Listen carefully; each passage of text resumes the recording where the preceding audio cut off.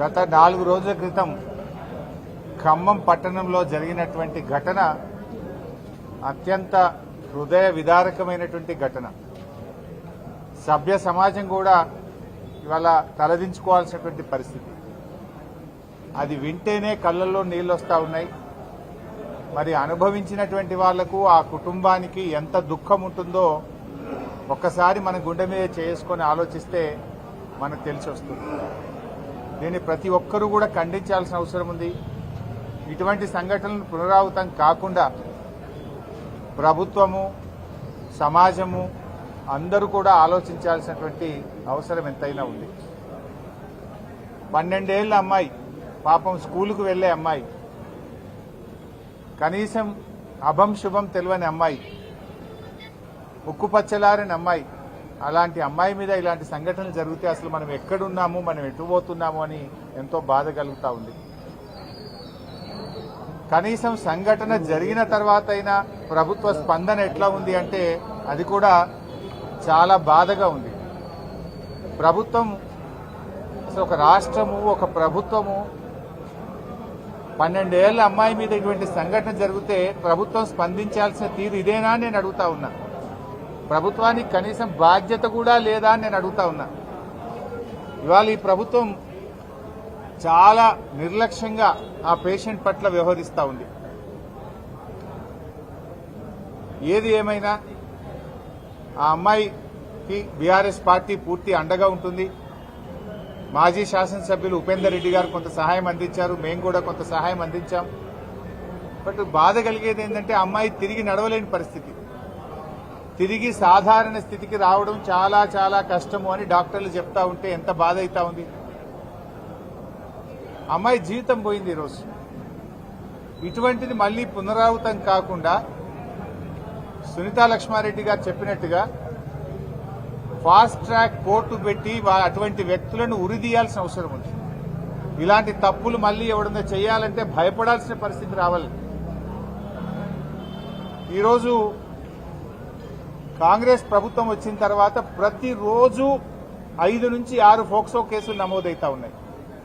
రాష్ట్రంలో, తెలంగాణ రాష్ట్రంలో రోజుకు 5-6 చోట్ల మైనర్ అమ్మాయిల మీద, చిన్న పిల్లల మీద అత్యాచారాలు జరుగుతూ ఉన్నాయి.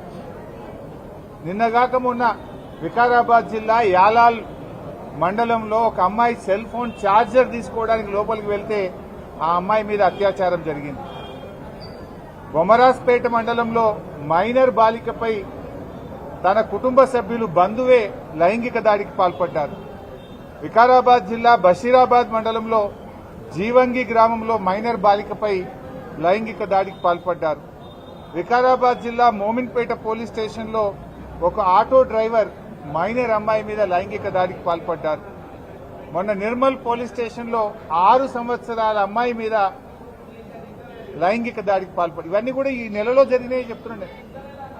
అంటే ప్రతిరోజు ఈ రాష్ట్రంలో 5-6 చోట్ల చిన్న పిల్లల మీద లైంగిక దాడులు జరుగుతూ ఉన్నాయి. అంటే ప్రభుత్వం ఏం చేస్తా ఉంది అని నేను అడుగుతా ఉన్నా. ఈరోజు ముఖ్యంగా ఈ రాష్ట్రంలో కాంగ్రెస్ ప్రభుత్వం వచ్చిన తర్వాత ఈ చిన్నపిల్లల మీద లైంగిక దాడులు విపరీతంగా పెరిగిపోయినాయి. 2024 సంవత్సరంలో 2200 మంది చిన్నపిల్లల మీద పోక్సో కేసులు నమోదైనాయి, లైంగిక దాడులు జరిగినాయి. 2025 సంవత్సరంలో ప్రభుత్వం కనీసం చర్యలు తీసుకుంటే తగ్గలే. 2025లో 2400 మంది చిన్నపిల్లల మీద అత్యాచారాలు జరిగినాయి. అంటే ఈ ప్రభుత్వం అసలు పట్టించుకోవడం లేదు. ప్రతి సంవత్సరం పోక్సో కేసులు పెరుగుతా ఉన్నాయి. ఇది నేను చెప్తున్న లెక్క కాదు, అఫీషియల్ డాటా, ఎన్సీఆర్బీ డాటా ప్రకారంగానే తెలంగాణ రాష్ట్రంలో రోజు రోజుకు చిన్నపిల్లల మీద అత్యాచారాలు పెరుగుతా ఉన్నాయి. సంవత్సరానికి కేసులు పెరుగుతా ఉన్నాయి. అంటే ఈ ప్రభుత్వం పట్టించుకోవడం లేదు. ఆనాడు కేసీఆర్ గారు ప్రత్యేకంగా మహిళల కోసం ఒక అడిషనల్ డీజీ ర్యాంకులో ఉమెన్ వింగ్ ను పెట్టి, షీ టీమ్స్ ను పెట్టి అనేక చర్యలు తీసుకున్నారు. ప్రతి జిల్లాలో కూడా భద్రతా టీమ్స్ పెట్టారు. కానీ ఈ ప్రభుత్వం దాన్ని నిర్లక్ష్యం చేసింది. ఇవాళ ఉమెన్స్ వింగ్ కు అడిషనల్ డీజీగా ఉన్న వ్యక్తికే సిఐడి ఇన్ఛార్జ్ ఇచ్చారు, ఏసీబీ ఇన్ఛార్జ్ ఇచ్చారు, ఇంకా వారు మహిళల గురించి చిన్నపిల్లల గురించి ఆలోచించాలా, ఏసీబీ పనిచేయాలనా, సిఐడి పనిచేయాలనా? ఒక అధికారికి మూడు ప్రధానమైనటువంటి కీలకమైన బాధ్యతలు పెట్టడం వల్ల ఎక్కడో ఫోకస్ మిస్ అవుతా ఉంది. రోజు రోజుకు కేసులు పెరుగుతున్నటువంటి పరిస్థితి ఉన్నది. ఇవాళ ఈ రాష్ట్రంలో పరిస్థితి లా అండ్ ఆర్డర్ పూర్తిగా కుప్పకూలిపోయింది. కరీంనగర్లో మనం చూసాం, పట్టబగలు బంగారం దుకాణం మీద పడి దొంగలు బంగారాన్ని దోసుకపోతే ఇప్పటి వరకు రికవరీ అయిన పరిస్థితి లేదు.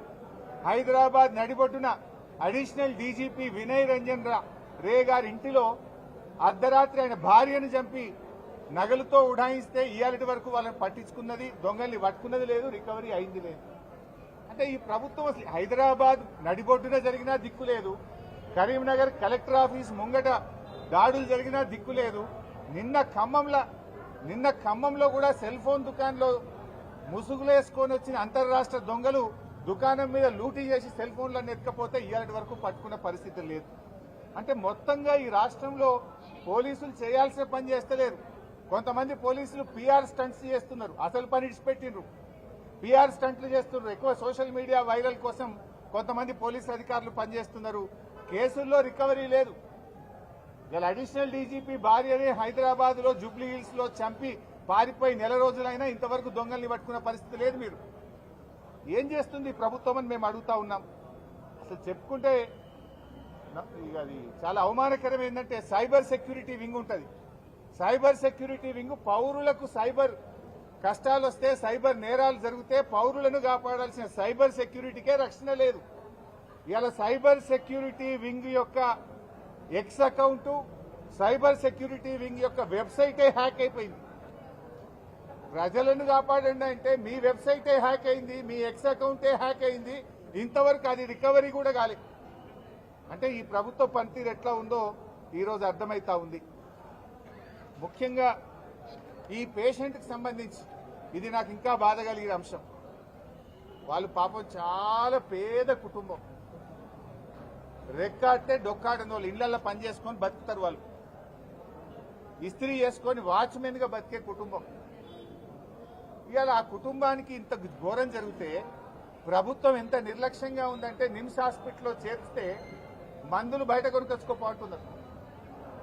ఆ కుటుంబం ఫస్ట్ ఖమ్మం ప్రభుత్వ ఆసుపత్రికి పోతే కేసు సీరియస్ ఉందని ఖమ్మం ప్రభుత్వ ఆసుపత్రి కేసు పట్టుకోలేదు, మీరు ప్రైవేట్లకు పోండి అన్నారు. ప్రైవేట్